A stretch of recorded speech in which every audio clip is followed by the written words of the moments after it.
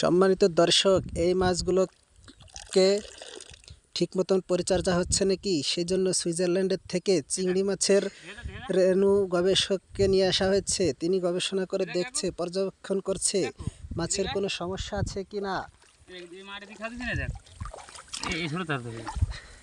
এই মাছের মূলত প্রোডাকশন ভালো হয়ে থাকে। এই মাছগুলো 6 মাসে সাধারণত 20-22 ক্রস করে চলে আসে, অর্থাৎ কিছু মাছ 22-এও চলে আসে। সম্মানিত দর্শক, আপনারা এই কোম্পানির মাছ ছাড়বেন।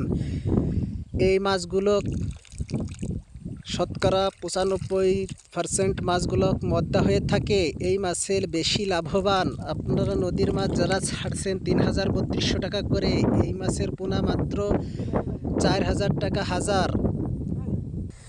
সুইজারল্যান্ডের গবেষক এখনও পর্যন্ত এই মাছ নিয়ে গবেষণা চালিয়ে যাচ্ছে। কোন মাছে কী পরিমাণ গ্রোথ আছে, কোনটায় গ্রোথ নাই। পানি একেবারে টলমলো করছে থালের ভিতরে। সেই টলমলোর ভিতরে আপনারা দেখছেন চিংড়ি মাছগুলো কি সুন্দর করে ঘুরে বেড়াচ্ছে। চিংড়ি মাছগুলো এইখানে ফেলে দেওয়া হয়েছে।